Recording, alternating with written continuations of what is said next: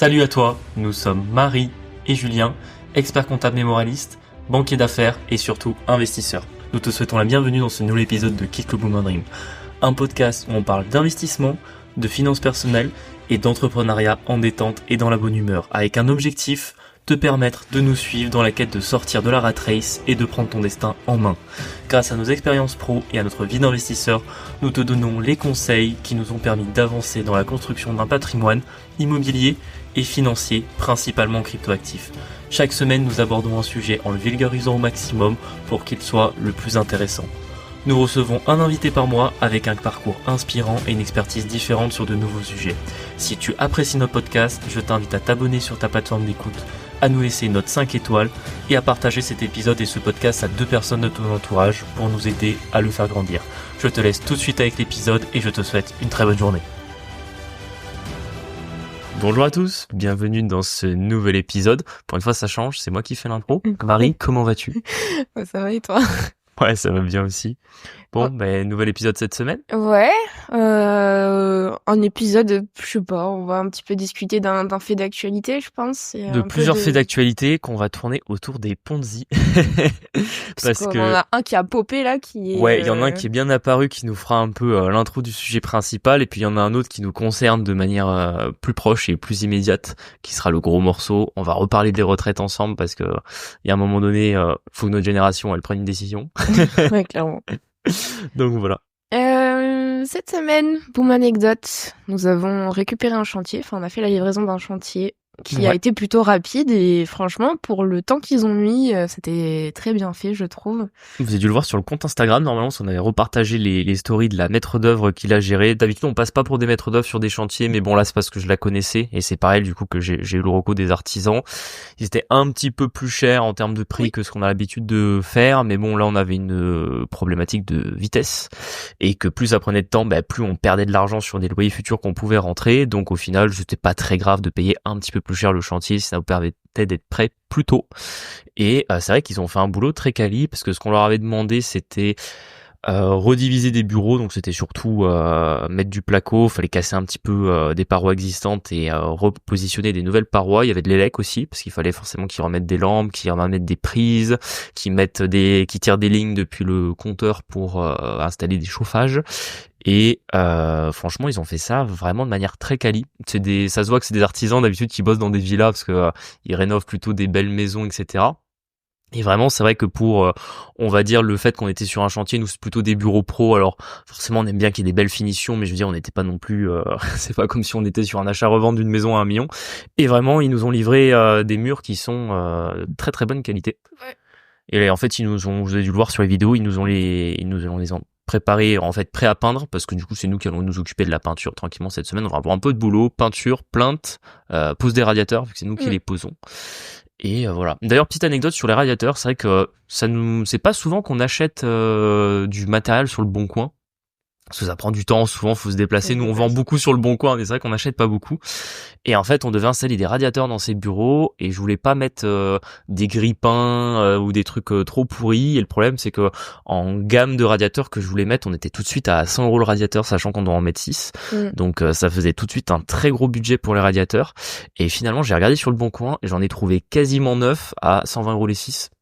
Et au final, pour ce qu'ils vont servir, autant des fois c'est pas recommandé d'acheter de l'occasion, on va dire, mais là sur des radiateurs qui vont sans doute être allumés 3 journées par an parce que vraiment c'est des bureaux qui sont très bien isolés avec très peu de déperdition sur l'extérieur. En fait, il faut qu'il y ait un bureau parce que naturellement la personne, si elle est un peu frileuse, peut-être qu'elle aura besoin d'allumer le chauffage, mais probablement que les autres ils s'en serviront jamais. Donc c'était ok de les prendre sur le Bon Coin et franchement ça permet de faire des bonnes affaires. Clairement parce que on est choc-barre des prix des matières premières. Enfin, je sais plus combien on t'avait proposé là pour si on passait par l'artisan, c'était hors de prix le prix du... C'était encore pire, c'était 200 balles le radiateur. Ouais. Enfin, pour des bureaux de 10 mètres carrés à tout péter... Ouais, c'est ça, c'est Mais ça. d'un autre côté, je suis pas beaucoup sûre qu'il avait moins cher, tu vois. Oui, non, c'est juste que c'est compliqué. Tu vas pas demander à ton artisan de t'amener des radiateurs d'occasion, tu vois, nous, c'est parce que je vais les poser moi-même. Mais si c'est sûr que ton artisan est obligé de te proposer une gamme qui est un peu bonne, parce qu'il met sa garantie dessus, quoi. Oui. Mais c'est vrai que c'est les genres de choses qui sont très chères, et sachant qu'en plus souvent les radiateurs, dans le neuf, en fait, nous par exemple, c'est le cas dans l'appart qu'on a acheté, on a des radiateurs neufs dont on s'est jamais servi. Je pense qu'on les a peut-être allumés pour vérifier qu'ils fonctionnaient à la livraison, mais sinon on s'en sert jamais. Et surtout maintenant qu'on a installé une clim réversible, en fait l'hiver c'est beaucoup plus intéressant d'utiliser la clim réversible. Donc souvent les gens qui ont comme ça des apparts neufs avec des tout nouveaux radiateurs qui coûtent 200 balles pièce, au final une fois qu'ils ont posé la clim réversible, ils utilisent plus que la clim et retirent les radiateurs qu'ils essayent de revendre. Donc ça fait nos affaires. Exactement. D'ailleurs, tu peux peut-être nous expliquer pourquoi est-ce que, pour ceux qui ont regardé les stories, on n'a pas fait la peinture par l'artisan. Ah, parce que la peinture par l'artisan, souvent, c'est cher. Ça fait partie des trucs. Souvent, en peinture, vous allez être autour de 20 € le mètre carré. Donc, c'est le 20 € le mètre carré de mur. Hein. Donc, quand vous avez 2,45 m de haut et qu'il faut faire les 4 pans de mur, vous voyez vite le prix que ça coûte. Et sachant que, pareil, si ça avait, par exemple, été un achat-revente où c'était très important que la peinture soit super bien faite parce qu'il y a l'effet waouh coup de cœur sur notre plus-value, peut-être qu'on le ferait faire par artisan. Mais là, c'est des bureaux. Il y a une chance sur deux que le professionnel, il repeint lui-même les murs parce qu'en fait, il les veut pas blancs, il les veut bleus, vert ou gris. Nous en fait si c'est juste mettre un coup de peinture blanche pour faire une première secouche, une deuxième couche de blanc pour que ce soit un peu uni et comme ça au moins le mur il est propre, mais si le professionnel il veut faire autre chose derrière il peut, franchement c'est compliqué de payer aussi cher le peintre, on préfère autant le faire nous-mêmes, surtout que maintenant on a du temps. Ouais, Donc là on s'est calé 2-3 jours cette semaine pour faire la peinture tranquillement et les 2-3 autres bricoles qu'on doit finir. Je suis mise en esclavage. Comme d'habitude. Elle se plaint beaucoup. Oui. Deuxième boom anecdote, tu es professeur à tes heures perdues, Julien. Oui. Le pire, c'est que je m'en suis souvenu, je crois, dimanche soir de la semaine dernière, je me dis... Oh, mais je donne cours cette semaine. Ouais, c'est ça, j'étais là. Attends, je donne cours cette semaine, parce que chaque année, là, maintenant, ça fait 3 ans que je le fais. Je donne cours dans une université de Montpellier, un master en gestion de patrimoine. Ouais. Et moi, j'ai un cours autour de la déontologie, donc c'est, on va dire, l'approche autour des clients, comment approcher ces métiers du conseil et que ce soit fiscaux, juridiques ou financiers, de les faire de manière déontologique. Et en même temps, c'est surtout le but que je fasse un retour d'expérience aux étudiants. Et franchement, j'aime bien. Chaque année, c'est cool. Chaque année, c'est enrichissant. En général, je fais 2 fois 3 heures dans l'année et à chaque fois, ça passe à une vitesse, tu vois pas le temps passer. Surtout que là, en plus, je pense qu'ils ont bien aimé parce que j'aurais parlé rapidement du podcast, un peu de d'écart d'âge aussi avec oui, c'est vrai. Ça joue un petit peu. Moi, je me rappelle les cours que j'aimais bien, c'est quand ils sont plutôt jeunes. Tu vois. C'est sûr. On parle la même langue. Mais là, le plus vieux de la promo, il a 1 an de moins que nous, tu vois. Donc c'est vrai qu'on a quasiment le même âge. Non, de manière générale, ils doivent avoir 22 ans, je pense, parce que c'est des Master 1. Donc ouais, c'est vrai qu'on n'a pas un écart d'âge qui est giga important et c'est mieux parce que du coup, tu sais, tu peux vraiment faire le prof cool. T'es là, tu m'en places le tutoiement dans ton cours et franchement, c'est sympa, quoi. Moi, je voulais parler un peu des ZFU aussi. Parce que cette semaine, nous avons un giga problème de chaudière sur des bureaux professionnels. Qui sont en ZFU, du coup. Donc là, qui sont en ZFU, et c'est un immeuble, vous savez, de psy, énergéticiens. Je sais pas pourquoi ils sont tous j'ai l'impression qu'on a récolté tous les... Ouais, il y en a une moitié qui sont là-dedans. Ouais, et du coup, c'est très... il y a des énergies, tout ça. Sauf que les énergies ne circulent pas bien quand il n'y a pas de chauffage. Là, on est plutôt en tempête émotionnelle, si tu veux. Ça fait 3 semaines qu'elle nous casse les bonbons parce qu'il n'y a pas le chauffage. On en est désolé. Mais c'est vrai que on se rend pas compte... Enfin, je pense qu'ils se rendent pas compte à quel point c'est long d'appeler un chauffagiste, le temps qu'il vienne, qu'il fasse le devis. En fait, il manque une pièce, il faut la commander. Ah cette pièce-là, ça, il y en a une autre qui fonctionne pas. Du coup, on rechange. Donc cette semaine, j'ai dû y aller pour, en gros, qu'ils purgent tous les radiateurs en même temps. Bien évidemment, essayer d'avoir 12 personnes en même temps, c'est compliqué. Et il y a des bureaux, en fait, on sait qu'on est payé, on est payé tout le temps. Et on le savait plus ou moins que c'était des bureaux vides. Mais là, du coup, je vous le confirme, c'est vraiment des bureaux vides. Je me suis dit, mais pourquoi, les mecs, ils payent des loyers tous les mois. Alors, c'est pas des gros loyers. Mais en fait, c'est juste pour avoir une boîte aux lettres. Et cette ville-là, elle est en ZFU. Et c'est vrai que c'est un putain d'avantage d'être en ZFU parce que ça te fait des réductions d'impôts. Bah oui, complètement. Et là, pourtant, c'est des activités libérales. Hein. Bon, il y a quand même des entreprises de déco, je crois. Ben justement, il y a une boîte de déco et puis il y a une boîte, je crois, dans plus ou moins l'achat-revente de matières agricoles.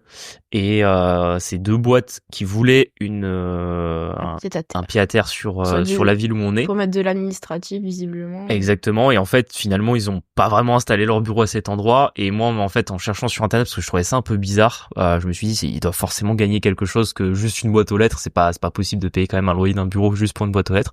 Et en fait, c'est surtout parce que du coup, ça leur permet de bénéficier de la zone franche urbaine et c'est des abattements qui sont assez forts, puisque quand vous êtes en ZFU, vous pouvez avoir 100 000 euros d'impôts, d'abattement pendant 5 ans. Abattement, ouais. Et en vrai, c'est pas trop mal. Et du coup, pareil, l'avocate, parce qu'en plus, du coup, il y en a une avocate là-dedans. Et c'est vrai que du coup, on a un double des clés. Mais en fait, c'est qu'on l'a de la vente. Elle était déjà là avant. C'est pas nous qui avons fait un double dans son dos. En fait, le double, on l'a depuis le départ. Et je crois ne l'avoir jamais croisée, cette dame-là, depuis le début. Je sais pas quoi l'ensemble. Et en fait, du coup, bon, je l'appelle quand même par correction pour être sûre que je peux aller purger avec le mec son radiateur. Bon, elle est pas très contente parce qu'effectivement, c'est des métiers à confidentialité. Et en fait, je rentre dans le bureau et il y avait qu'un bureau au milieu et des archives de comptabilité, enfin de papier de cabinet. Genre, c'était des boîtes comme ça avec marqué genre 2008 cab, compta cab. Et je dis, ah, mais en fait, elle est pas là. Genre, il y a pas d'ordinateur, il y a pas de box, il y avait rien du tout dans son bureau. Du coup, je suis là, bah, erreur 404. Ouais. Et du coup, nous, on se pose même la question si on mettrait pas parce que du coup, vu nous, on est propriétaire, si on mettrait pas une boîte aux lettres aussi pour nous. Si on met pas nos propres bureaux là-bas, parce que visiblement, on a juste un locataire qui le font. Et c'est vrai qu'on n'y a pas pensé pour nos propres entreprises. Et c'est vrai que ça peut être assez intéressant. Il y a quand même 45 minutes de route pour y aller. Faut aller récupérer le courrier. On n'a pas tant de courrier que ça, mais par exemple, les copros, elles envoient tout par lettre et tout, c'est un peu relou, donc il faudrait quand même se pointer au moins une fois par semaine pour récupérer le courrier. Pour l'instant, c'est pas envisageable, je pense. On verra ça de toute façon. Ouais. Voilà. Prochaine boom anecdote. J'ai fait un constat avec d'huissier cette semaine. Ah ouais. Ça pareil, c'est un appartement où on a un gros souci, où comme encore une fois c'est toujours pas réglé. Honnêtement, à chaque fois on s'est dit bon, mais dans un mois c'est fini, dans un mois on vous fera enfin l'épisode de dénouement, mais malheureusement ça n'avance pas beaucoup. Donc on a un appartement qui nous a été classé en insalubrité par la mairie, qui en réalité ne l'est pas. Deux avocats m'ont confirmé, et là du coup j'ai été faire sur place un constat d'huissier qui m'a effectivement confirmé aussi que des appartements on en a vu des centaines et que celui-là n'était pas en état d'insalubrité, il est juste vétuste. Et du coup, j'ai fait le constat avec l'huissier sur place. Bon, au final, ça se passe bien. Ça a pris une demi-heure à peu près. Elle prend ses photos, elle prend des notes. Et après, elle pourra me rédiger le constat qui me permettra de mettre en demeure le préfet pour faire lever cet arrêté d'insalubrité. Ouais. Enfin, faut savoir qu'on perd beaucoup d'argent avec ce truc-là. Vraiment, ouais, cette histoire nous a déjà coûté environ 15 000 euros et je pense que en fait, on a encore au moins 5 000 de pertes futures. Ouais, et puis bon, on veut pas tout vous spoiler parce que je pense qu'on vous fera un épisode dédié à ce truc-là.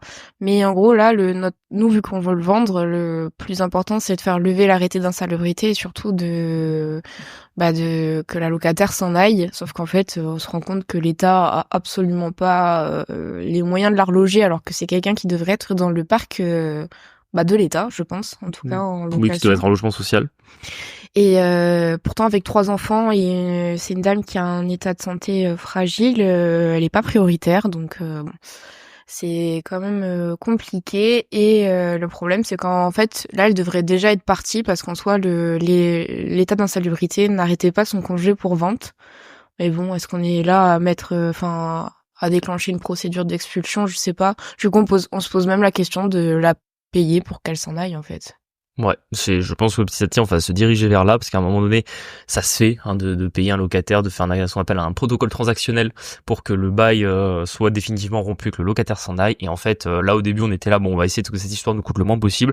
Là je commence tellement à en avoir marre que je me dis ce qu'on perd le plus comme argent, c'est en fait le fait que notre appartement on peut pas le vendre. On a de la thune bloquée dans cet appart. Ouais, exactement, on a de la thune bloquée et finalement je pense qu'on perd autant avec potentiellement ce qu'on pourrait faire sur cette thune. Par exemple si je l'avais mis sur sur le même comme le Trump Coin. On en parlera tout à l'heure, mais surtout c'est que voilà, ça fait de l'argent bloqué qu'on pourrait réinvestir dans autre chose. Mais qu'on attend final, en fait pour continuer d'autres projets. En fait, c'est là encore, c'est l'état, cet état de merde là communiste, je peux le dire. Ouais, je vais pas glisser à ce point, mais voilà. En fait, il nous retarde dans plein de trucs. Et en fait, entre ça et Enedis, franchement, l'État français là, ça commence à courir sur le haricot. D'ailleurs, parlons d'Enedis. Tu veux en parler? Il y a pas grand chose à dire. On s'est pointé du coup là où il y a les 9 appartes. Pour ceux qui ont suivi les stories, les gains sont là, les mecs d'Enedis étaient là, mais Les Linky sont dans les appartements. Les Linky sont dans les appartements, mais les appartes sont pris. En fait, on attend que le jus. J'ai pas les mots. Et là, visiblement, ils étaient pas contents parce qu'il fallait avoir creusé la tranchée à une certaine profondeur et la profondeur elle est pas bonne. Du coup, ils vont devoir recreuser la tranchée. Si vous savez cette histoire, enfin vraiment, genre c'est.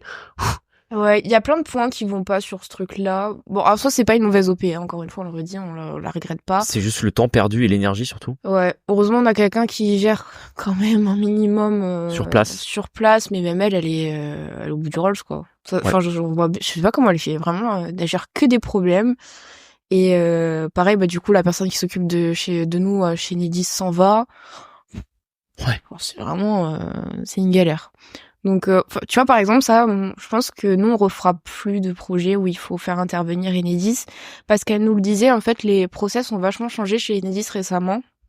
Et en fait, c'est toujours à la tête, pas du client, mais ils aiment bien compliquer les choses, ils réinventent des normes. Du coup, en fait, les artisans savent pas vraiment. Et surtout, avant, c'était Enedis qui faisait les travaux. Donc, en fait, c'est facile d'avoir des travaux conformes quand c'est eux qui les font. Et là, en fait, si vous voulez, les prix ont pas changé. Juste, c'est plus eux qui font les travaux. Du coup, ils demandent aux clients de faire les travaux comme eux, ils les attendent. Ils viennent voir si les travaux sont conformes. Et peut-être, si c'est conforme, ils veulent bien poser les compteurs. C'est ça, et puis pareil, des fois ils ont des idées, heureusement ça nous est pas arrivé, mais ce qu'on en parlait avec notre maître d'œuvre sur place, c'est que sur un autre chantier, pour vous donner un peu des exemples de ce qui fait qu'avec Enedis c'est toujours la galère, c'est que par exemple sur un ancien immeuble, ils ont décidé d'installer, en fait il y a un endroit où quand ils font les travaux Enedis, vous avez toutes les gaines électriques qui arrivent et qui redistribuent après aux compteurs Linky qui maintenant sont installés directement dans les appartements. Donc c'est un peu ce qui sert, pour ceux qui s'y connaissent un peu, c'est ce qu'on appelait avant la colonne électrique. Maintenant ça a changé un peu parce que comme ils mettent les Linky dans chaque appart, il y a plus vraiment de colonne, mais il y a quand même un endroit où toutes les gaines arrivent et sont redivisées après. Et en fait, dans cet immeuble dont on nous a raconté ce qui bloque, en fait, il y a l'ancien compteur de gaz qui du coup ne sert plus à rien parce qu'il y a plus de gaz dans les appartements. Et Enedis a décidé de poser leur nouvelle colonne là où il y avait l'ancien compteur de gaz avant. Ils auraient pu le mettre où ils voulaient. Non, ils veulent absolument que ce soit à cet endroit-là. Le problème, c'est qu'il y a le compteur de gaz, et le compteur de gaz, c'est comme les compteurs d'eau ou d'électricité, ça ne vous appartient pas. Ça appartient à Gaz de France, qui est un peu l'équivalent, le pendant d'Enedis pour le gaz urbain. Et du coup, il faut contacter, ils ont dû contacter GDF. Pareil, ça coûte de l'argent de faire enlever un compteur chez eux. Ça prend surtout du temps, des délais. Pareil, il y a 3-4 personnes qui vont se pencher sur le dossier pour savoir si on peut vraiment enlever le compteur de gaz. Et seulement une fois que le compteur de gaz est enlevé, là, Enedis va pouvoir valider le fait qu'effectivement il pose bien la colonne à cet endroit et donner le calendrier pour savoir quand est-ce qu'ils vont pouvoir le faire. Enfin, c'est sans fin. C'est sans fin, et à chaque fois vous arrivez sur des durées de 6 mois, quoi. Mais après, on s'étonne que la livraison de logements en France, c'est là au plus bas. Alors on vous dit ouais, c'est les taux immobiliers, c'est le marché, c'est ci, c'est mi, mais en vrai comme Enedis, comme GDF, Veolia, etc. Enfin, c'est ce qui fait perdre des temps de fou à des chantiers, quoi. Ouais, et puis alors du coup ça coûte de l'argent. En face, on a des interlocuteurs qui sont saoulés, ce que je peux comprendre. Oui. Mais en fait, il y a rien qui fonctionne, quoi. Enfin, vraiment, complètement. Enfin bon, du coup, on est content de constater que notre chantier est terminé. Juste, on attend le jus, quoi. Et vraiment, ça a pris. C'était fini en juin. Du coup, là, on est mi-janvier. Voilà, c'est tout ça que ça a pris de retard. Et ça, c'est du temps exclusivement à cause d'Enedis. Ouais. Et là, l'État nous le rend pas, tu vois. Ah oui, non, mais ça, c'est sûr. Mais même, ils nous chient dessus avec l'État dans sa vérité, en plus. Moi, combien de fois j'ai eu au téléphone et que j'aurais dit qu'on perdait 4 500 € par mois de loyer avec leur retard. Mais franchement, les gens sautent. C'est pas leur problème. Tu veux parler de Trump, du coup?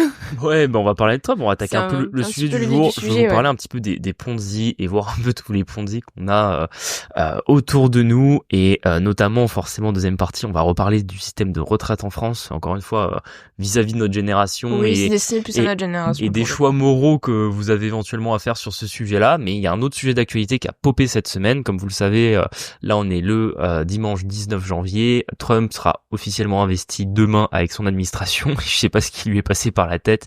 Il a lancé le Trump Coin semaine dernière, qui est du coup simplement un meme coin, donc un projet crypto qui n'a aucun fondement, qui n'a pas de technologie derrière. Ouais, voilà, il y a pas de projet technologique, il y a pas de projet financier, etc. C'est simplement un véritable Ponzi, parce qu'il faut le dire, hein, tous les meme coins sont des Ponzi, mais quand vous avez un peu un inconnu d'internet qui a décidé de lancer un truc et puis que derrière vous avez plein de gens qui l'achètent, qui le vendent, vous pouvez vous dire bon ben finalement pourquoi pas. Enfin, par exemple, un des premiers meme coins, c'était le Dogecoin.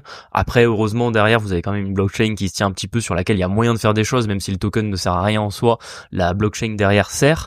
Et le Trump Coin, en fait, il a été lancé sur la blockchain Solana. Donc, en fait, c'est même pas leur blockchain, c'est, ils ont pris une blockchain existante. Et déjà, moi, ce qui me fait péter les plombs, c'est pourquoi est-ce qu'il a pris la blockchain Solana et pas la blockchain Ethereum? Parce que, autant vous dire que moi, ça fait 6 mois que je dis à tout le monde d'acheter de l'Ethereum et que l'Ethereum, en fait, il fait rien. Il dort. Je vois des mèmes sur Instagram où il y a marqué do it, ETH do it, tu vois, fais quelque chose, parce que franchement, en fait, c'est vraiment une des déceptions pour l'instant sur ce Bull Run Crypto, c'est la performance d'Ethereum qui a même pas, il est même pas ses ATH, hein, là pour l'instant ce matin, il doit être quoi, il doit être à $3,300, quelque chose comme ça. Il en est assez loin vu que son ATH c'était 4,008. Et par contre, il y a Solana. Alors heureusement, je t'ai positionné un petit peu sur Solana, mais pas autant que sur Ethereum. Et ben lui, par contre, il bat record sur record, parce que du coup, vu que le Trump Coin a été lancé sur la blockchain Solana, ça a fait péter Solana en même temps. Mais du coup, c'est un scam. Parce que, en fait, là, tout le monde est en train d'acheter le coin de Trump, mais au bout d'un moment, lui, il va les retirer. Enfin, lui, il va se gaver et les autres, ils vont perdre, du coup. Enfin, tu spoil un petit peu, parce que du coup, j'avais pas fini d'expliquer. C'est que du coup, le Trump Coin, qu'est-ce que c'est? Trump a décidé de lancer son meme coin cette semaine, où en fait, du coup, il l'a lancé sur la blockchain Solana. Et le problème, c'est qu'en fait, il y a rien derrière, ça je l'avais déjà dit, et en fait, il détient lui-même, au début de tenait 85% de la supply, là il en a déjà vendu une petite partie, mais le problème, c'est qu'en fait, il a dit à tout le monde, si vous voulez me soutenir, achetez mon meme coin, sauf qu'en fait, c'est lui qui les détient tous, donc ça veut dire que là, pour l'instant, cette crypto qui n'était valorisée zéro il y a 3 semaines, parce qu'elle n'existait pas, ben maintenant elle est valorisée quasiment 10 milliards de dollars, donc elle vient de passer dans le top 30 des plus grosses capitalisations crypto, donc c'est le plus gros départ.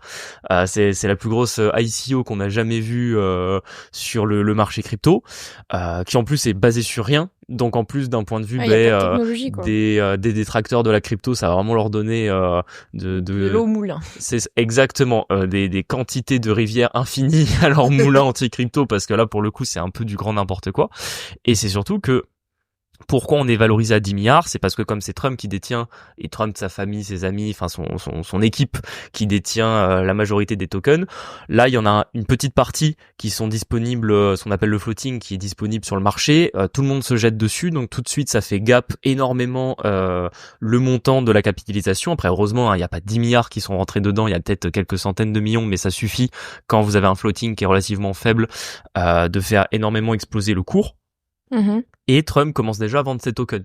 Donc ça veut dire que lui, de l'autre côté, il a basé ça sur rien, qu'il y a énormément de gens qui ont acheté, donc qui ont envoyé de l'argent pour recevoir des tokens, et Trump, de l'autre côté, qui commence petit à petit à vendre, donc à prendre de l'argent en échange des tokens que lui-même a créés, qu'il détenait. Donc c'est-à-dire que lui gagne de l'argent, il a déjà retiré 500 millions de dollars quand même dans cette histoire, et derrière vous avez des gens qui se retrouvent simplement avec ce token. Alors soit vous êtes vraiment un très grand fan de Trump et vous voulez vraiment lui faire un don, et effectivement c'est pour ça, et vous savez que vous reverrez jamais votre argent, ce qui je ne pense pas est le cas de la majorité des gens qui ont acheté du Trump Coin. C'est surtout des gens qui ont acheté en se disant que derrière vous allez pouvoir faire une plus-value. C'est obvious quand même que ça ne fonctionnera pas. Je comprends pas les gens qui ont acheté en fait. Ouais, mais t'as quand même là pas du gain dans tous les cas. C'est-à-dire que la vérité, même moi dans mon portefeuille, j'ai des cryptos où je sais que dans 10 ans elles seront plus là, mais pour l'instant à l'instant T, j'en achète encore parce que il y a de bonnes proportions de chances pour que dans les mois qui viennent, elles aient un cours supérieur auquel je les ai achetés, que je puisse les vendre à ce moment-là. C'est assez classique sur le marché des cryptos, ça existe même sur le marché des actions, hein. Combien achètent une action, par exemple, je parle avec des gens qui essaient par exemple de faire des affaires sur certaines actions françaises. Là j'en ai une en tête, c'est Atos, dont le cours a fait moins 99% les dernières années. Je connais des gens qui ont acheté du Atos en se disant le cours a énormément baissé, suffit d'une bonne news pour que Atos le cours remonte et que du coup je fasse une bonne affaire. Mais d'un point de vue strictement objectif, Atos, tu peux dire que dans 10 ans, quoi qu'il arrive, c'est plus là. Peut-être même que dans 3 mois, pardon, c'est déjà plus là. Tu vois ce que je veux dire? Quand t'achètes comme ça une entreprise, même sur le marché des actions qui est au bord de la faillite, tu peux pas te dire ouais dans 10 ans ça sera l'entreprise la plus rentable au monde, tu vois. C'est sûr. Donc ce que tu fais en crypto, ça ressemble à ce que tu fais sur les actions, mais c'est surtout que là, du coup, tu achètes le Trump Coin en te disant que tu l'achètes à un prix, que tu vas être capable de le revendre plus cher dans les semaines et mois qui viennent. Il y a forcément des gens qui vont perdre de l'argent parce que c'est sur eux que va se faire la sortie de liquidité. Ouais. À la différence de Bitcoin ou Ethereum, où encore une fois, c'est un peu différent, et c'est pour ça que je l'explique souvent, c'est que quand on achète ces cryptos-là, ton risque est quand même beaucoup moins important. C'est que quand tu achètes du Bitcoin ou de l'Ethereum, tu as la valeur de ce token-là derrière. C'est-à-dire qu'effectivement, toi, tu as mis de l'argent, tu reçois le token en échange, mais ce token a une utilité. Dans le cas dans le cas de Bitcoin, pardon, c'est une réserve de valeur. Et dans le cas d'Ethereum, c'est, on va dire aujourd'hui la blockchain la plus aboutie qui permet de faire des smart contracts avec également un système de stacking notamment. Donc tu peux avoir une rémunération en échange de détenir tes Ethereum et de les mettre à la disponibilité du marché pour valider des transactions. Donc voilà, tu as quand même quelque chose qui se tient derrière et qui peut être source de création de valeur. Donc ça veut dire que à terme, même si ton Ethereum t'en achètes à l'instant T, il prend une claque, il fait moins 50%, honnêtement, l'Ethereum dans 10 ans, il sera toujours là. Ouais. Donc, c'est pas la même chose d'acheter de l'Ethereum ou du Bitcoin que d'acheter du Trump Coin qui ne sert à rien, qui ne te rapporte aucune création de valeur et qui potentiellement dans 10 ans n'est plus là. Ils peuvent lui trouver une utilité après au coin de Trump ou pas? Alors, en théorie, Parce que oui. Solana, il y a une technologie quand même derrière. Si Oui. ça a été mis sur la blockchain de Solana, ils vont peut-être lui trouver une utilité. On est d'accord, c'est que c'est pareil. Aujourd'hui, le token de Solana, quand il a été lancé, servait pas à grand chose. Aujourd'hui, c'est une des blockchains sur lesquelles tu as le plus de lancements de projets, tu as le plus de transactions aujourd'hui. Donc, t'as raison. Le problème, c'est que là, pour l'instant, ils ont pas lancé une blockchain avec le Trump Coin. Ils l'ont lancé sur une blockchain. Donc, c'est-à-dire qu'en fait, ils ont pas, ils créent pas une nouvelle technologie. Ils se basent sur une technologie existante. Donc, en fait, il fallait que leur coin ait une utilité. Là, aujourd'hui, il n'en a pas, si ce n'est faire un cadeau financier à Donald Trump. Et ça lance des énormes problèmes parce que là, on est vraiment face à un Ponzi, c'est-à-dire qu'en fait... En plus, on est en plein bull run crypto, vous pouvez pas faire ça en autre moment. C'est pour ça qu'il le fait maintenant. Mais le problème, c'est que c'est un énorme Ponzi parce que ceux qui mettent de l'argent dessus maintenant ne peuvent sortir que si d'autres rentrent derrière et les derniers entrants seront ceux qui vont perdre de l'argent, c'est sûr et certain. Après voilà, c'est pas ça sert à rien de le dire, c'est pas ça qui va empêcher les gens de rentrer dedans.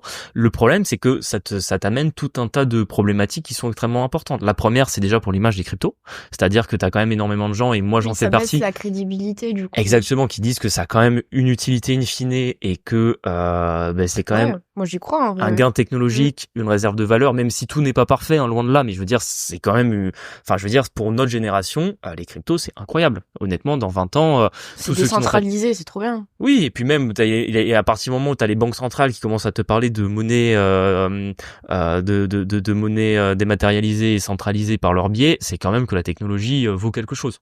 Ouais. T'as le côté réserve de valeur de Bitcoin, hein, aujourd'hui on va pas se mentir, il suffit de regarder les ETF et ce que font les ETF par rapport à ce que fait l'or pour voir qu'aujourd'hui effectivement, moi entre acheter des lingots, acheter un ETF or ou acheter du Bitcoin, je préfère acheter du Bitcoin et je pense qu'il y a de plus en plus de gens qui auront ce raisonnement-là.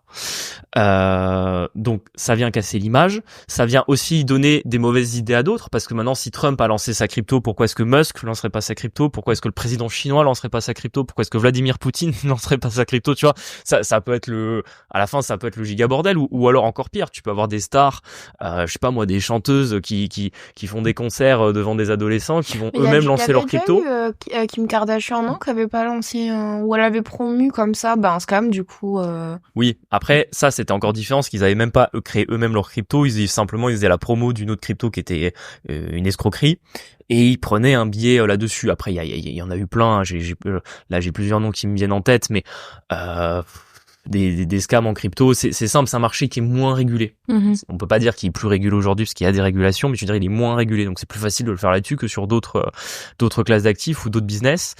Et le souci, c'est que en plus, moi honnêtement, ce que je ne comprends pas, c'est pourquoi Trump fait ça maintenant, alors qu'il va être président vraiment dans demain. 2 jours. Que je sais pas, il y a quand même une idée, même si aux États-Unis le fonctionnement démocratique est un peu différent, mais t'as quand même le truc de se dire il est président américain et tu dois quand même garder une certaine distance vis-à-vis des actions que tu fais et tu dois quoi qu'il arrive, pas t'enrichir sur des futures lois que tu pourrais mettre qui vont, par exemple, réguler de manière plus ouverte le marché crypto. T'as aussi le truc que maintenant, d'un point de vue de l'image, certes, le marché des cryptos, il était régulé de la mauvaise manière et on le voit en Europe avec notamment la nouvelle directive MiCA qui vient compliquer, qui vient de faire qu'on perd des coins, que les stablecoins, c'est de plus en plus restreint, etc. Tu as les réglementations fiscales sur la crypto. Je veux dire, à un moment donné, tu peux pas, soit t'es dans le trop de régulation, ce qui était un peu le cas aujourd'hui. Donc le fait que Trump venait, c'est un peu ce qui faisait le fait que le bull run marchait, parce qu'on allait dire ok, il va y avoir moins de réglementation, ça va être favorable au marché. Et de l'autre côté, il fait un Ponzi en crypto, là il pourra plus rien reprocher. Enfin, je veux dire, si Trump fait un Ponzi en crypto, tout le monde peut faire des Ponzi, quoi. Tu vois ce que je veux dire? Ouais. Tu casses, punir, quoi. en fait, tu casses la morale de qu'est-ce qui est vraiment une escroquerie. Et en fait, tu peux, d'un point de vue légal, tu peux même plus empêcher les gens de faire des escroqueries vu que toi-même tu en as fait une. Tu vois ce que je veux dire? C'est-à-dire que là, vraiment, je vois pas très bien ce qu'il va pouvoir faire en termes de régulation, ou si vraiment il y a par exemple, FTX. Ouais. Ça, tu peux punir SBF parce que il a escroqué des gens. Mais si toi-même tu commences à le faire, qu'est-ce que tu peux lui dire? Au final, mon frérot, t'as fait la même chose que moi, quoi. Donc tu vois, t'as ça qui est super grave. T'as le fait non négligeable aussi qu'il est déjà milliardaire. Donc, oui, parce qu'au final, je sais pas si c'est l'argent qui le motive. Enfin, je veux dire, ce mec a beaucoup d'argent, donc pourquoi faire, tu vois? Quand tu veux toujours plus. Donc même quand t'es milliardaire, tu veux continuer à faire fructifier ton patrimoine. Mais le souci, c'est que justement, moi, le fait qu'il soit milliardaire, il y avait d'autres manières de gagner de l'argent dans les cryptos que de faire un même coin. Il faisait un stablecoin, par exemple.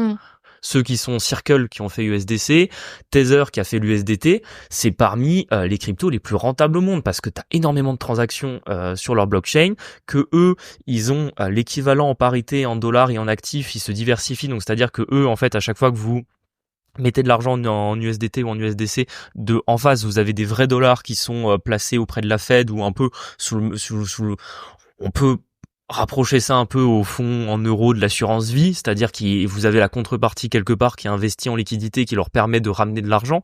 Donc en fait, c'est des entreprises qui sont extrêmement lucratives de faire un stablecoin. Mais pour faire un stablecoin, faut être milliardaire, tu vois, faut vraiment avoir des milliards à mettre sur la table. Donc en fait, Trump, il aurait voulu faire la promotion des cryptos, gagner de l'argent, il faisait un stablecoin. Il disait voilà, pour moi les cryptos c'est avant tout la décentralisation, je veux faire en sorte qu'il y ait le plus de stablecoins possible parce que on veut surtout pas qu'il y ait un peu comme à l'époque où il y avait eu Terra Luna qui avait fait faillite avec leur stablecoin de l'époque et qui est du jour au lendemain qui était tombé à zéro parce qu'en fait ils avaient pas les fonds derrière. Voilà, tu veux faire des choses, tu fais les choses dans les règles, tu fais un stablecoin, quelque chose sur lequel les gens ne vont pas perdre de l'argent et qui va servir à favoriser les transactions, qui va faire une réserve de valeur. Tu vois, tu fais quelque chose là-dedans. Tu fais pas un meme coin qui ne sert à rien et sur lequel tu vas toi-même sortir de l'argent sur le dos des gens qui ont investi dans ton projet. Enfin, vraiment, je ne comprends pas pourquoi il a fait ça.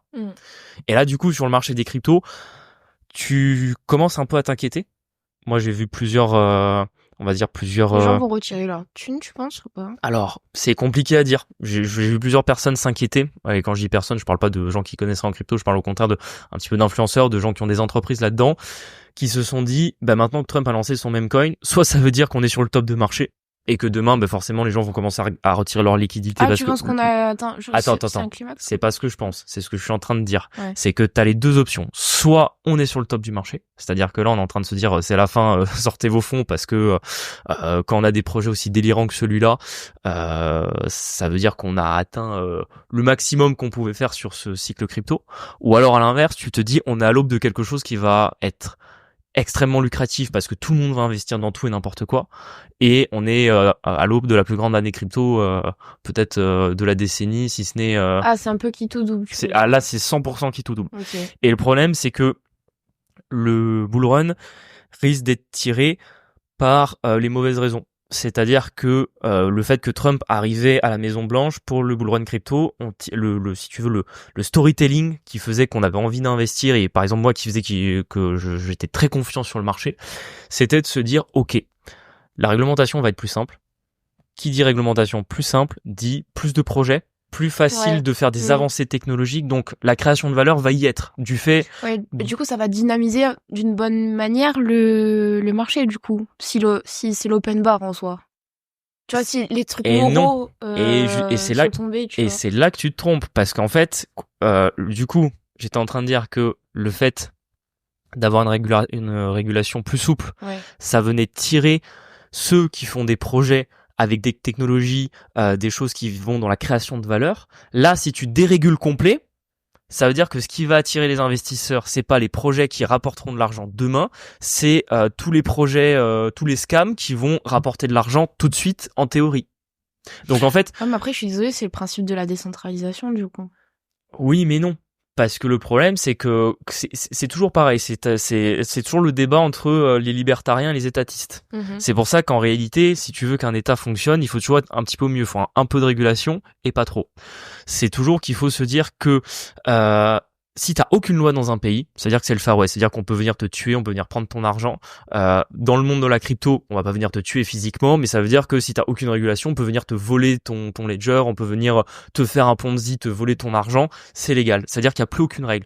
Le problème, c'est toi qui veux lancer un projet, créer de la valeur, mais qui a besoin de temps, parce que quand tu crées la création de valeur, c'est lent.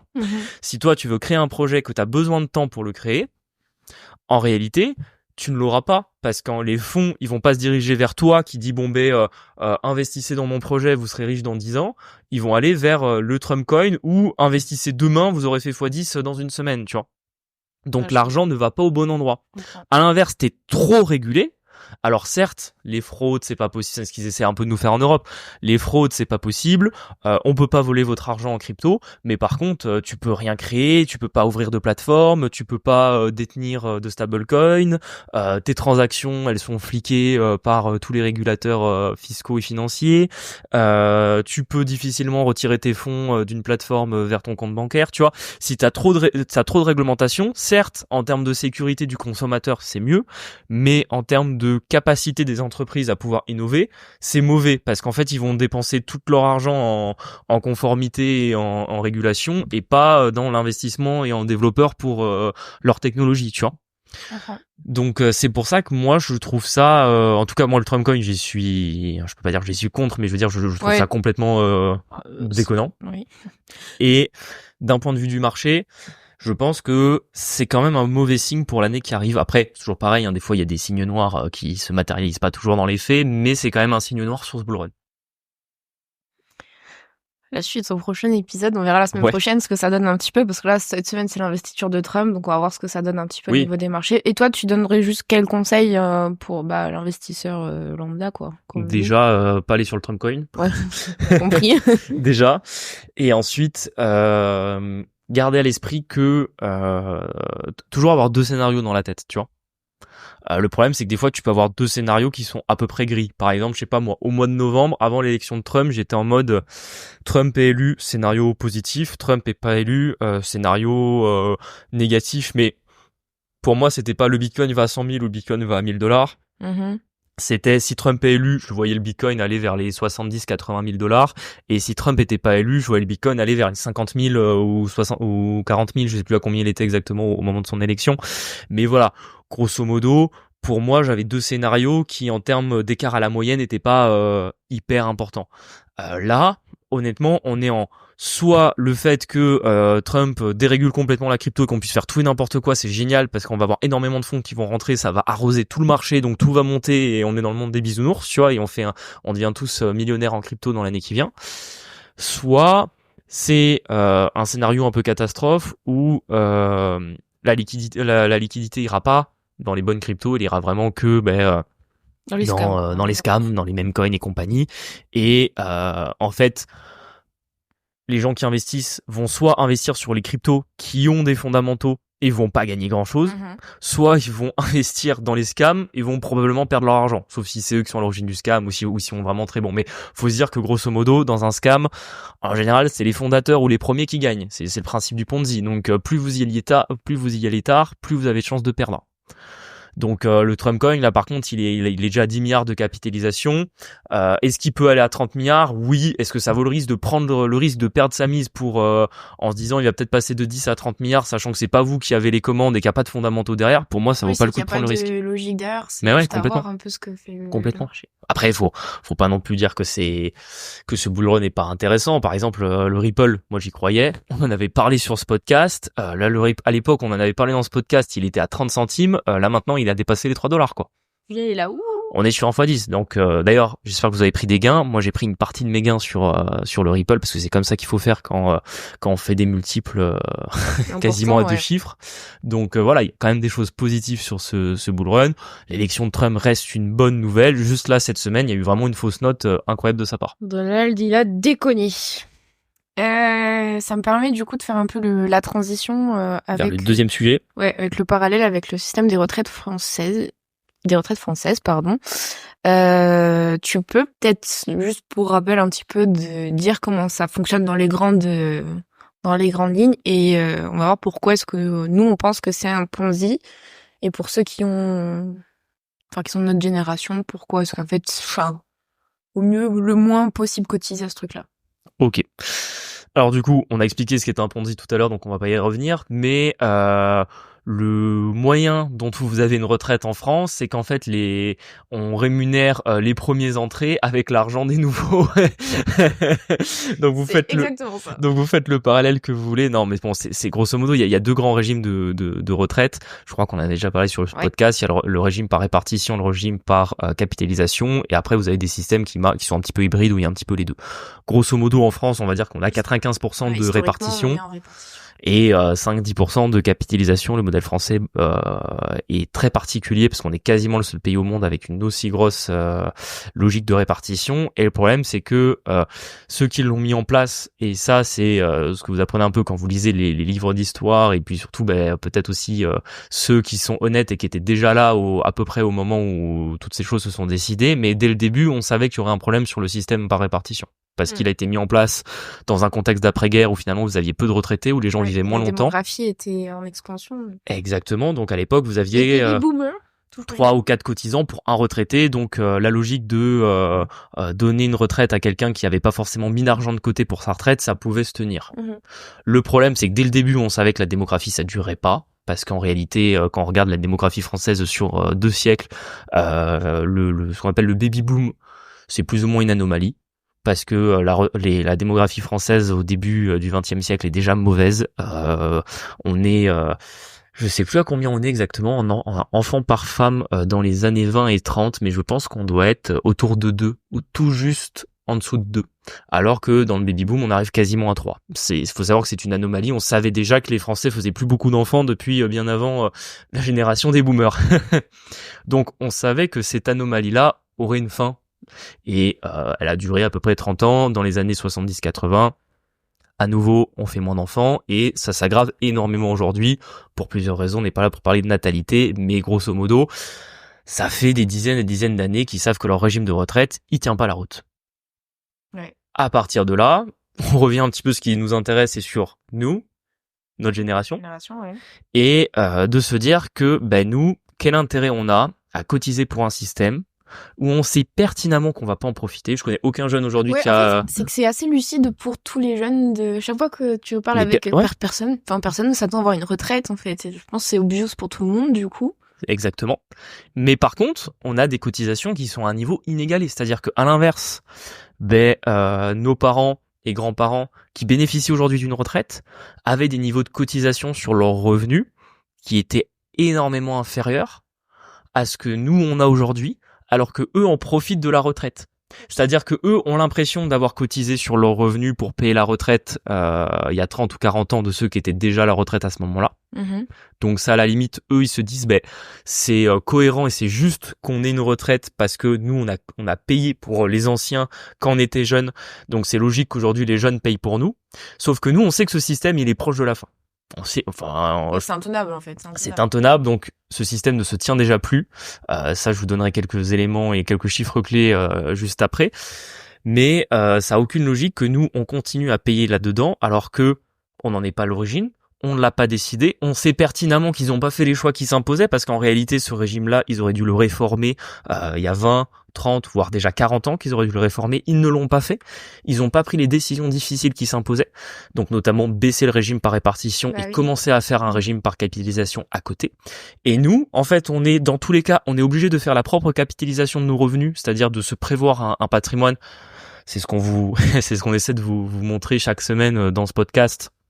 C'est ce que beaucoup d'autres aujourd'hui le disent, et même en termes de logique des revenus, si vous avez les moyens de mettre de l'argent de côté quand vous êtes jeune, dans notre génération, il faut absolument le faire. Je pense même que jusqu'à ceux qui ont, on va dire que jusqu'à ceux qui sont nés, on va dire au début des années 80, c'est-à-dire ceux qui ont 40, 45 ans aujourd'hui, c'est hyper important de mettre de l'argent de côté, de commencer à se construire un patrimoine pour sa retraite, parce qu'on sait que ce régime ne tiendra pas.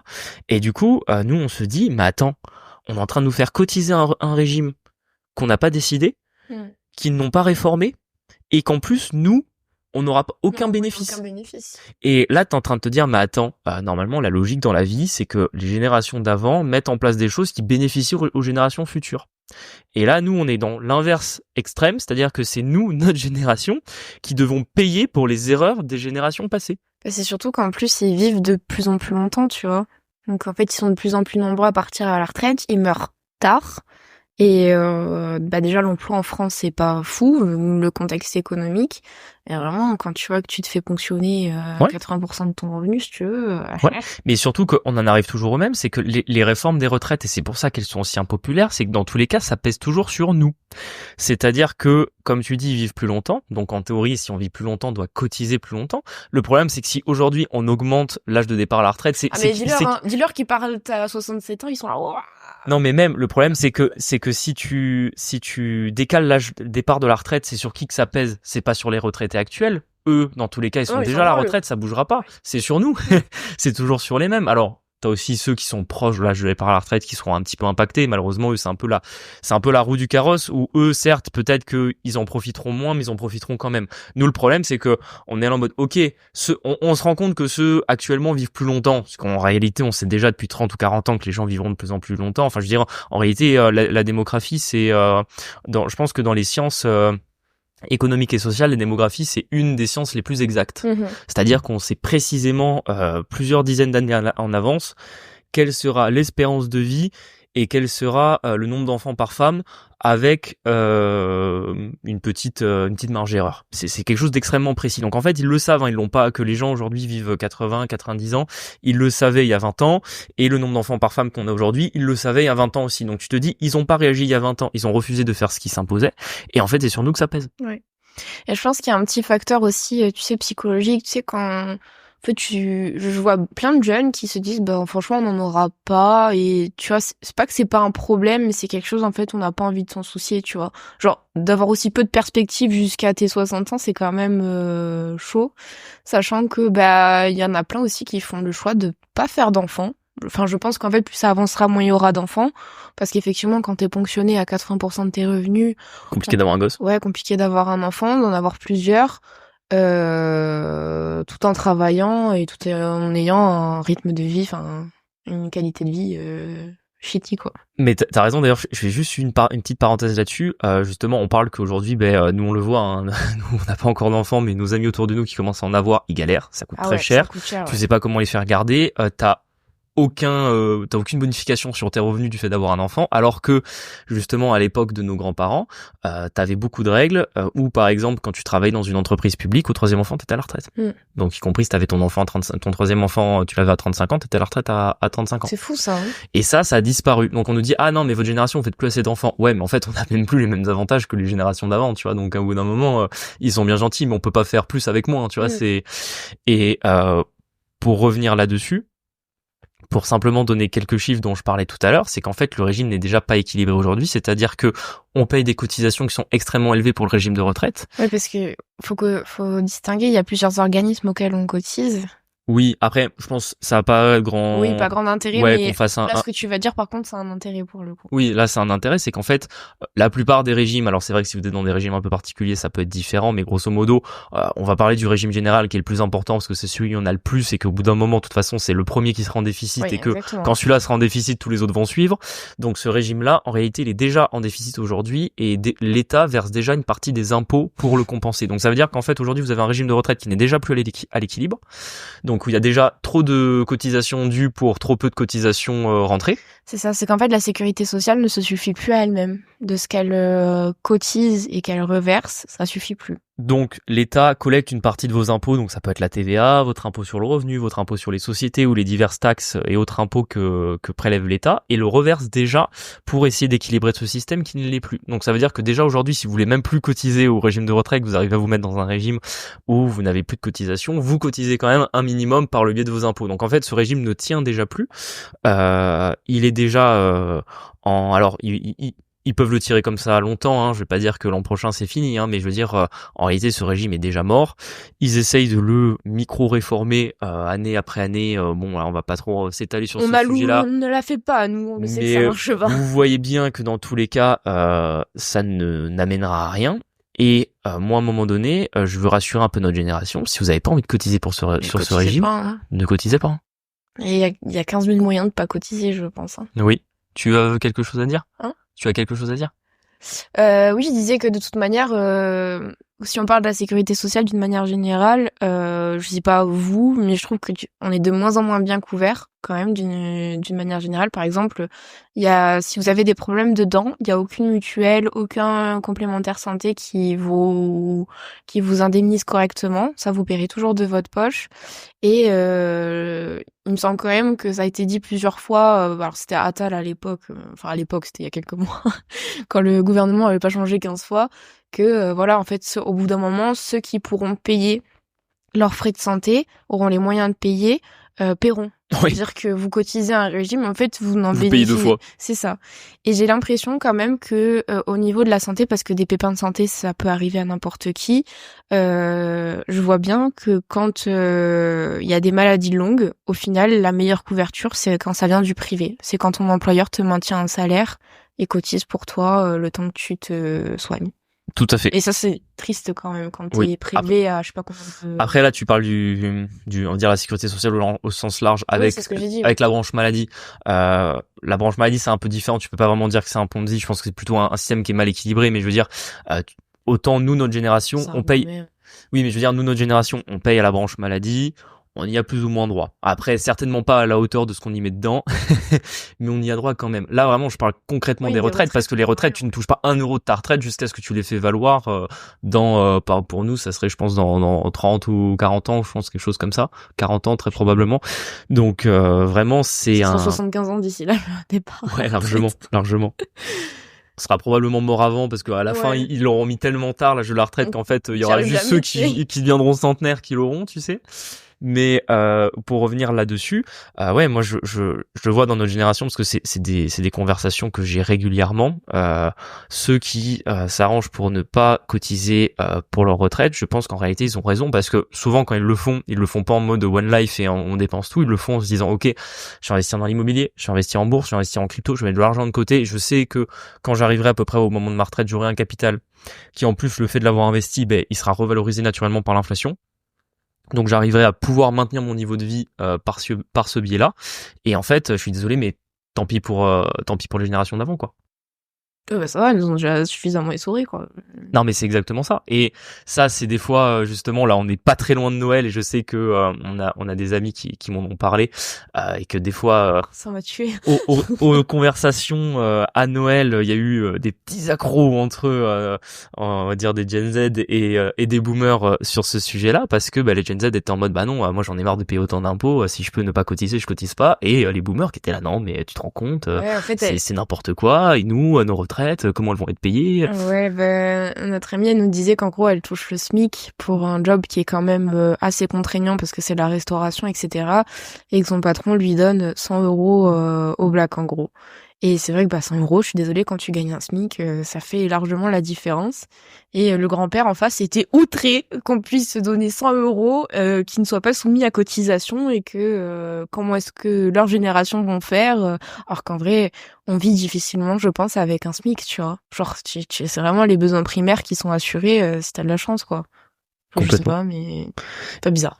Et du coup, partant de ce constat-là, quel choix vous avez? Je pense que déjà, celui que vous avez pas, c'est de pas vous préoccuper de votre retraite. Ça, déjà, c'est le premier point. Quoi qu'il arrive, on en parle quasiment chaque semaine sur ce podcast, mais création de patrimoine, création de revenus annexes.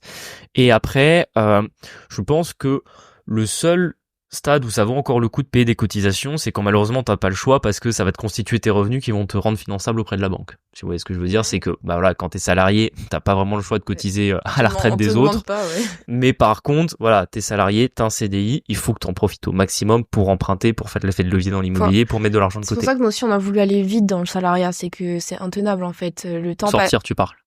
De quoi? T'as dit on a voulu aller vite dans le salariat. Ah, tu parlais de aller vite à l'intérieur du salariat. Oui. Ok. C'est qu'en gros, pour que ça aille le plus vite possible, quand on voit sur la fiche de paye le brut et le net versé, t'as envie de te tirer une balle, quoi. Donc en fait, le plus important, c'est de rester le peu de temps possible là-dedans et de cotiser un minimum. Bon, on le dit toujours, on a lâché 500 000 euros à l'État français ces 5 dernières années. Donc, ça fait mal au cul quand même. Ouais. Enfin, je veux dire, 500 000 euros. Redonne-nous les, on les replace 10 fois mieux. Exactement, quoi. Donc c'est, en plus, voilà, c'est même pas on te prend de l'argent pour te le placer, c'est carrément on te prend de l'argent simplement pour payer maintenant et toi t'as aucune garantie de ce que tu auras plus tard. Donc à partir de là, soit effectivement tu sors du salariat, tu sors des régimes où t'es obligé de cotiser. Par exemple, si à un moment donné vous créez une boîte, c'est totalement logique de cotiser au minimum. Faut juste pas avoir de protection sociale, ça on a déjà parlé dans ce podcast, c'est pour éviter la fameuse taxe Puma de protection maladie universelle. Et il faut absolument que vous vous disiez, si j'économise des cotisations retraite, je les replace moi de mon côté. Oui. Il y a aussi, ça je le vois de plus en plus dans notre génération, alors on peut pas forcément vous recommander de faire ça parce que tu peux pas faire ça dans tous les métiers, etc. Mais moi quand j'ai aujourd'hui un jeune qui fait du black parce qu'il me dit ouais voilà, au moins sur mon black je sais que on va pas me prendre des cotisations, etc. Bah tu peux pas lui donner tort. En tout cas moi d'un point de vue moral je vois pas comment on peut le sanctionner.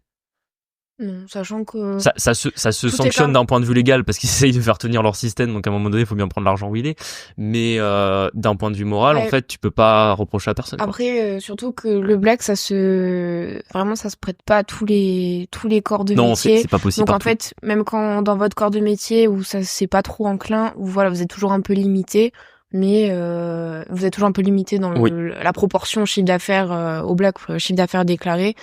Et oui, on peut pas le sanctionner effectivement. Enfin, pas quand tu t'économises. Oui, pas d'un point de vue moral. Après, il y a aussi le fait que voilà, si à un moment donné tu fais du black, tu fais potentiellement une croix sur une partie de ton effet de levier auprès de la banque. C'est aussi un choix. C'est pas pour rien que les trafiquants de drogue, le blanchiment d'argent, on pourrait se demander pourquoi les trafiquants de drogue qui arrivent à générer des centaines de milliers d'euros de marge sur leur business, pourquoi est-ce qu'ils blanchissent l'argent? Parce qu'à un moment donné, si tu te retrouves avec 100 000 euros au black, tu vis très bien en payant tout au black, mais tu peux pas t'acheter de maison, tu peux pas emprunter auprès de la banque, tu peux pas placer dans les cryptos ou en bourse. C'est pour ça que il y a des logiques de blanchiment d'argent. Oui, puis tu peux pas, tu vois, c'est comme tu dis, tu peux dépenser que certaines dépenses en espèces. Après, le reste, ils prennent pas, en fait. Oui, parce qu'en plus, on est dans un pays qui est très réglementé. Autant en Allemagne, tu peux payer une voiture 50 000 euros cash, mais en France, tu peux pas. Donc, au mariage, on a eu des sous de personnes qui habitent vers l'Allemagne.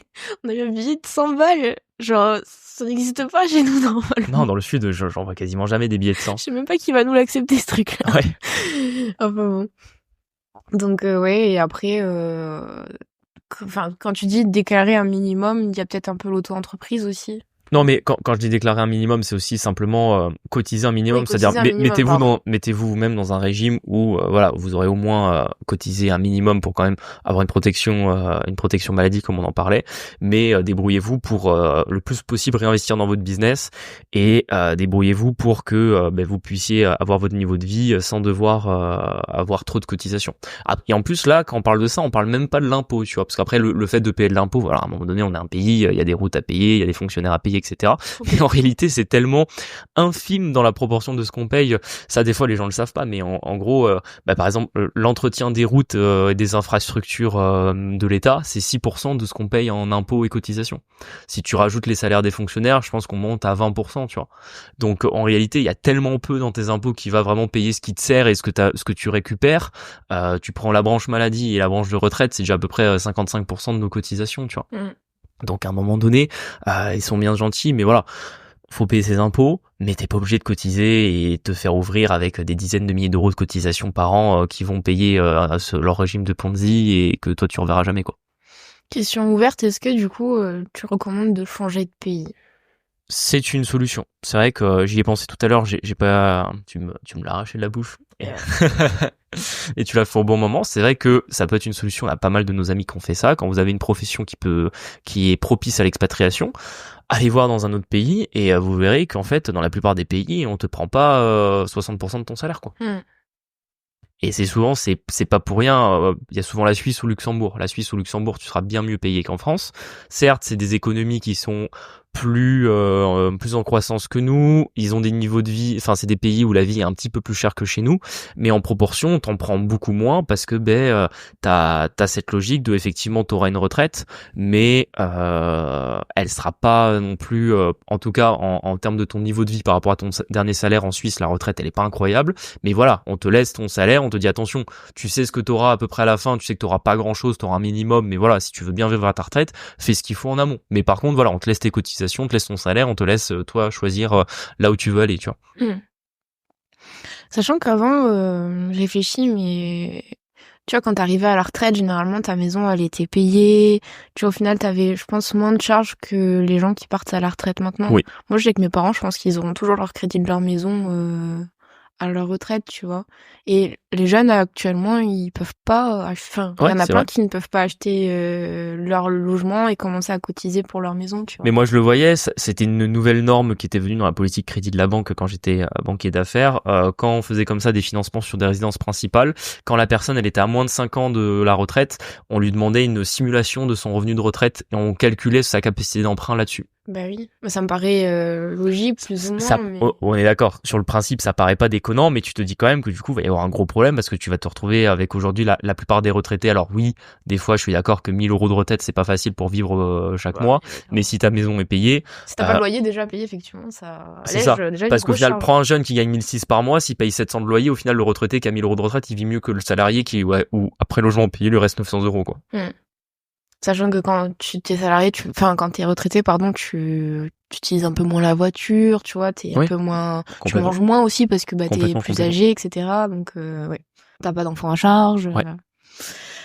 Voilà. Est-ce que t'as autre chose à dire sur ce... Non, je pense qu'on est pas mal. Après, bon, vous savez, nous, dans ce podcast, on amène de la bonne humeur, hein. On n'est pas là non plus pour... Les mecs, on le sème en permanence. Ouais, voilà, on n'est pas là non plus pour vous dire simplement qu'il faut détester la génération des boomers, etc. Non, il y a un fait, il faut y réagir, en fait. C'est juste qu'il y a un fait, et ce qu'on essaye de vous amener, c'est des réflexions que nous-mêmes on a eues, c'est que il y a beaucoup de choses dans notre société qui sont régies par la morale, et qu'à un moment donné, notamment sur la logique des retraites et de... concrètement comment nous, notre génération le perçoit et comment en fait on a simplement le droit de le percevoir. Je pense que le fait de considérer ça comme un Ponzi ou rien que si t'as été salarié quelques années, tu vois, nous quand on dit qu'on a lâché 500 000 € ces 5 dernières années, c'est de l'argent qu'on a lâché au profit de ce système, au profit des boomers actuels. Par contre, moi si vous voulez, à partir de là, je leur dois plus rien quoi. Je veux dire, même, on peut dire, certes, on a bénéficié de l'école gratuite, par exemple, pour nos études et compagnie. En réalité, ça a déjà été payé par nos impôts, nos cotisations. À un moment donné, il faut bien savoir ce que tu dois au système, ce que tu as donné au système et ce que le système te doit après, tu vois. Et par contre, forcément, nous, on sait qu'on va essayer de cotiser un minimum pour notre retraite parce qu'en fait, on n'y croit pas, on n'a pas envie d'y croire. Et puis même, en fait, si on peut même aller plus loin. Je pense que si ce système fonctionnait, qu'on était certain d'avoir une bonne retraite, je suis pas sûr qu'on choisirait quand même d'y cotiser parce que c'est pas forcément dans notre mindset et dans notre c'est pas notre mindset en fait. Voilà, parce que compter sur les autres ou compter sur l'État, on le voit sur notre appartement en état d'insalubrité, compter sur l'État pour te rendre service quand il est là pour te taper dessus, mais pas pour t'aider, malheureusement, il est pas très présent. Donc on veut pas compter dessus, on préfère compter sur nous-mêmes. Et là, avec un système qui est bancal, qui arrive vers la fin, et finalement des fois on se dit, qui chutera en premier entre le Trump coin et le système de retraite français, tu vois, ça. c'est un peu la logique de cette fin d'épisode. Non, je fais une blague, mais vraiment, dans tous les cas, ça ne se tiendra pas. Et en fait, au moins, vous le saurez, et au moins, quand ça tombera, vous serez pas déçus, parce que ça aussi, c'est quelque chose dans le podcast, on essaie pas vous parler politique, on parle un petit peu d'actualité. C'est parce qu'en réalité, la politique, ça vous casse le cerveau, hein. Ça vous tord en deux, ça vous essore. En permanence, c'est des mauvaises news. Et quand vous vous tenez un petit peu à l'écart de ça, d'un point de vue psychologique et moral, ça va beaucoup mieux. Par contre, il y a quand même des choses à savoir. C'est-à-dire que, certes, ça sert à rien de parler de politique et de tout ce qui se raconte à longueur de journée. Par contre, c'est bien de savoir où on va. Ouais, ce qu'ils ont prévu pour nous. Ce qu'ils ont prévu pour nous exactement, que ce soit en termes fiscaux, en termes juridiques. Savoir également, d'un point de vue économique, quelle est la trajectoire de ce pays qui actuellement n'est pas bonne, et le savoir, en prendre conscience et le garder dans l'équation quand on fait quand dans sa tête on fait le calcul de ce qu'on veut faire, ce qu'on gagne, ce qu'on veut et où on veut vivre. On vous remercie d'avoir écouté cet épisode. Merci à vous.